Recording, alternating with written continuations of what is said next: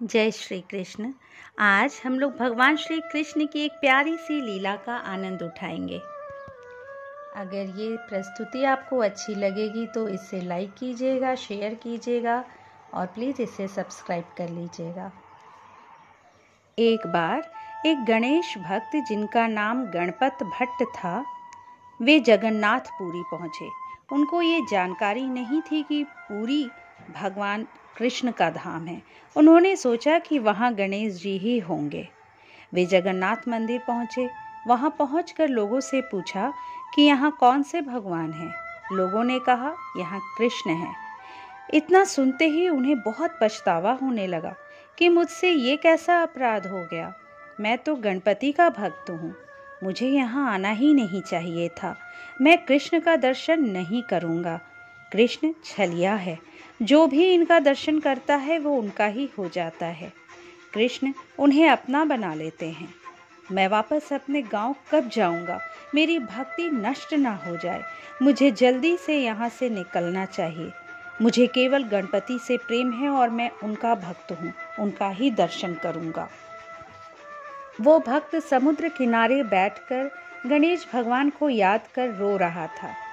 गणपति बप्पा, मुझे क्षमा कर दो, मुझसे अपराध बन गया। मैं दूसरे देव की नगरी पहुंच गया।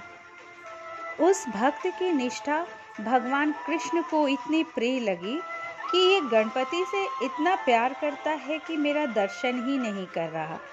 तो भगवान छोटे से बच्चे का रूप धारण कर उसके पास आते हैं। भगवान कहते हैं, तुम क्यों रो रहे हो? उसने कहा, मैं गणपति बप्पा का भक्त हूँ और ये कृष्ण की नगरी है। उस बच्चे ने कहा, तुम्हें किसने झूठ कहा है? ये तो गणेश जी की नगरी है। जगन्नाथ गणेश जी ही तो हैं। उस भक्त के अंदर एक उत्साह की लहर दौड़ पड़ी। उसने कहा, सच कह रहे हो? बच्चे ने कहा, हाँ। भक्त ने कहा, मैं कैसे मानूं कि तुम सच कह रहे हो? बच्चे ने कहा, तुम स्वयं चलकर दर्शन कर लो। उस गणपति भक्त ने कहा, ना, दर्शन तो नहीं करूंगा। अपने देव के अलावा किसी और देव को देखकर अपनी भक्ति नष्ट नहीं होने दूंगा। तब भगवान जगन्नाथ ने कहा, ठीक है, तुम एक काम करो, अपनी आंखों में पट्टी बांध कर चलो और भगवान का स्पर्श कर लो और तुम्हें खुद ही ये पता चल जाएगा कि किसकी मूर्ति है। पहले के समय में भक्तों को भगवान जगन्नाथ का स्पर्श करने दिया जाता था।